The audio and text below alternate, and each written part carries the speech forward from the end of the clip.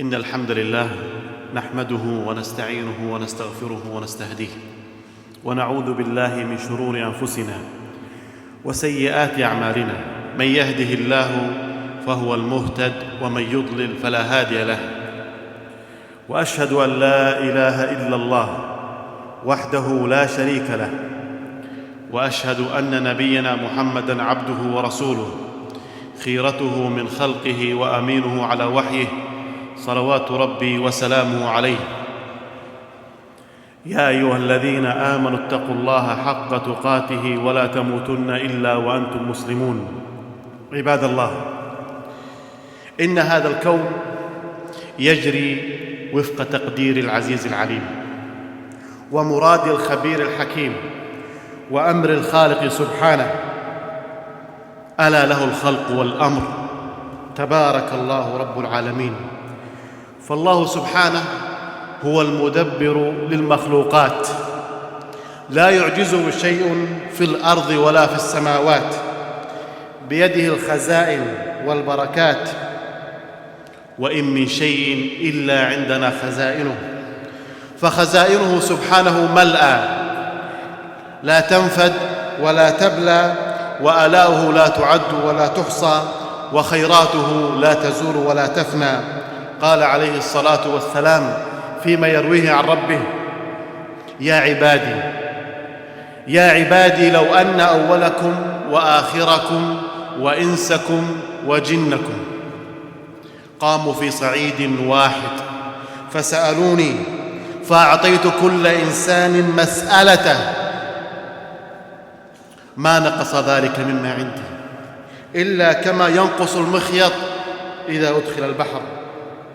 إن الثقة بالله نعمة عظيمة ومنحة كبيرة، تفتح باب الرحمة والأمل، وتدفع أسباب اليأس والكسل، وتوجب على المسلم حسن التوكل بالله والإخلاص في العمل والتفويض لما قضى الله به سبحانه، والاستعانة بالله كما يقرأ في كل صلاة: إياك نعبد وإياك نستعين، أي منك وحدك نطلب المعونة. فإذا وثق العبد بربه وانقاد له في كل أموره وفوض له سبحانه في جميع شؤونه، ممتثلا لقول الله تعالى: وأفوض أمري إلى الله إن الله بصير بالعباد.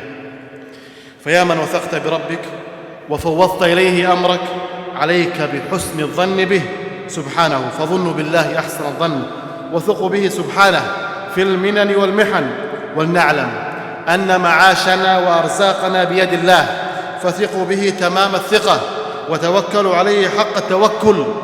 لقد تكفل الله الرزاق بإيصال جميع الأقوات التي تتغذى بها المخلوقات، برها وفاجرها، وبرزق كل مخلوق يشمل الإنسان والحيوان والجان، فتكفل برزق كل واحد من هؤلاء وقسم له رزقه. قال تعالى: وما من دابة في الأرض إلا على الله رزقها ويعلم مستقرها ومستودعها كل في كتاب مبين. فيبعث إلى كل مخلوق ما يصلحه من الرزق، حتى الذر في باطن الأرض، والطير في الهواء، والحيتان في الأعماق، والأجنة في الأرحام، والحشرات في الصخور، فسبحان الرزاق العليم. فلنتق الله ولنحسن الظن به، ولا نحسب أن الرزق هو مجرد أموال أو وظائف أو أولاد فقط، بل هناك رزق الأرواح، وهو أطيب الأرزاق وأفضلها.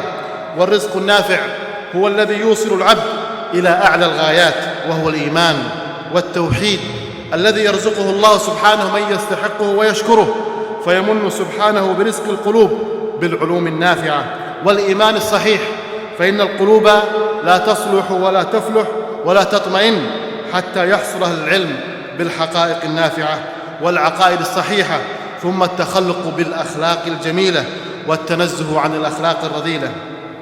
ويحصل العبد الخير الوفير من هذا الرزق بإيمانه واتباعه لما جاء في القرآن الكريم والسنة النبوية والعمل بما فيهما.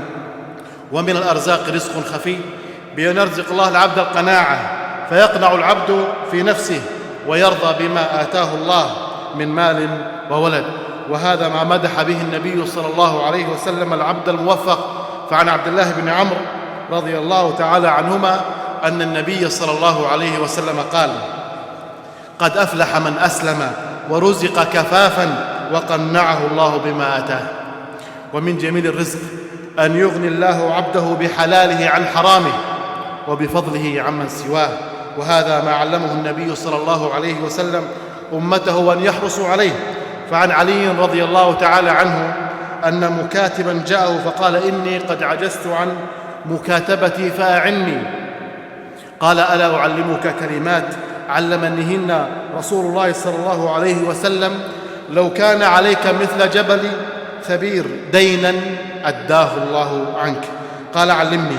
قال: قل: اللهم اكفني بحلالك عن حرامك واغنني بفضلك عمن سواك.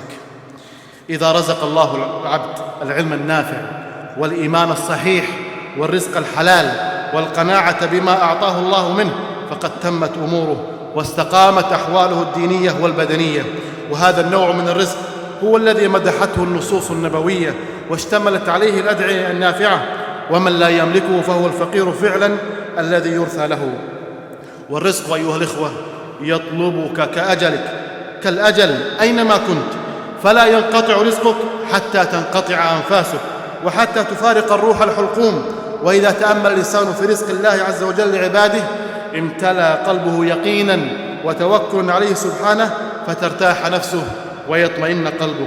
فعن جابر رضي الله تعالى عنهما قال النبي صلى الله عليه وسلم: لو أن ابن آدم هرب من رزقه كما يهرب الموت لا أدركه رزقه كما يدركه الموت. ومن جميل رزق الله وارفعه أن يرزق عبده علما هاديا ولسانا مرشدا ويدا منفقة متصدقة. ومن رزق الله ما يضع في قلوب الصالحين من المعرفة والمحبة والإنابة. وإذا أحب الله عبدا أكثر حوائج الخلق إليه.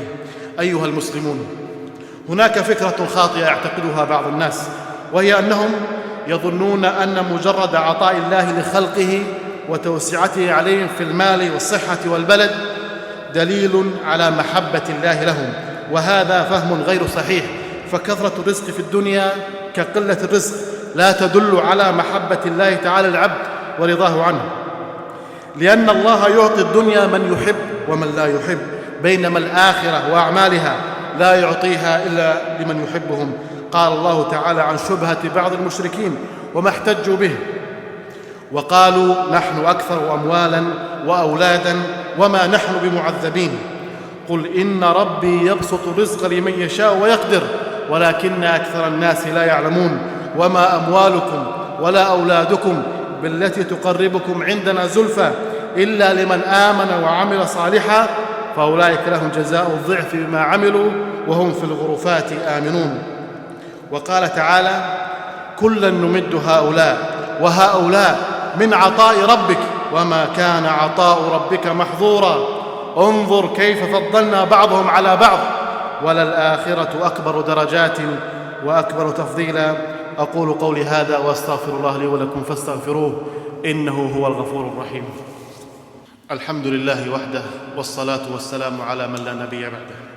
إن الحديث عن الرزق حديث ذو أهمية بالغة، وخاصة في هذا الوقت الذي ضعف فيه إيمان كثير من الناس بربهم، وأن الرزق بيده وأنه المتكفل بالأرزاق، مما جعل اعتمادهم وللأسف على خلق مثلهم يرجونهم ويخشونهم على أرزاقهم. لقد أصبح إيمان كثير من الناس بهذه القضية الخطيرة لا يعدو أن يكون كلاما باللسان يقال في وقت الرخاء والسعة. فلو أنك سألت أي إنسان من الذي يرزقك لقال لك في الحال الله. ولكن انظر لهذا الإنسان إذا ضيق عليه في الرزق فإنه يقول إن فلانا يريد أن يقطع رزقي. فما دلالة هذه الكلمة؟ إنها تدل على أن الإيمان بأن الرزق من عند الله ضعيف لم يصل لدرجة اليقين، وأن كلمة الرزاق هو الله كلمة تستقر في حال السلم والأمن، لكنها تهتز إذا تعرضت للشدة والخوف والمحن. فكم نحن بحاجة عظيمة لنذكر أنفسنا ونعظ قلوبنا ليرسخ فيها أن الرزق لا يملكه أحد سوى الله، وأن الخلق كلهم لا يملكون لأحد قطميرا، كما قال النبي صلى الله عليه وسلم لابن عباس: واعلم أن الأمة لو اجتمعت على أن ينفعوك بشيء لم ينفعوك إلا بشيء قد كتبه الله لك، وإن اجتمعوا على أن يضروك بشيء لم يضروك إلا بشيء قد كتبه الله عليك. فالرزق مكتوب محفوظ للعبد منذ أن خلقه الله في بطن أمه. أرسل إليه الملك فأمر ب4 كلمات، ومنها بكتب رزقه حتى يموت. قال عليه الصلاة والسلام: لن تموت نفس حتى تستكمل رزقها وأجلها. فاللهم بارك لنا في أرزاقنا، اللهم بارك لنا في أرزاقنا وذرياتنا وأموالنا. اللهم أعطنا ولا تحرمنا، وزدنا ولا تنقصنا، وأكرمنا ولا تهنا يا رب العالمين. اللهم اكفنا بحلالك عن حرامك، واغننا بفضلك عمن سواك. اللهم تقبل منا إنك أنت السميع العليم، وتب علينا إنك أنت التواب الرحيم. اللهم اغفر للمسلمين والمسلمات والمؤمنين والمؤمنات الأحياء منهم والأموات. اللهم اغفر لآبائنا وأمهاتنا يا رب العالمين، اللهم اغفر لهم وارحمهم، اللهم تقبل منهم وأعنا على برهم يا أكرم الأكرمين. اللهم أعنا على ذكرك وشكرك وحسن عبادتك، اللهم أعنا على ذكرك وشكرك وحسن عبادتك. اللهم انصر إخواننا المجاهدين في كل مكان، اللهم انصرهم في الحد الجنوبي، وانصرهم في فلسطين وفي سوريا يا رب العالمين. اللهم وفق ولي أمرنا بتوفيقك، واهده بهدايتك. سبحانك ربنا رب العزة عما يصفون، والسلام على المرسلين، والحمد لله رب العالمين.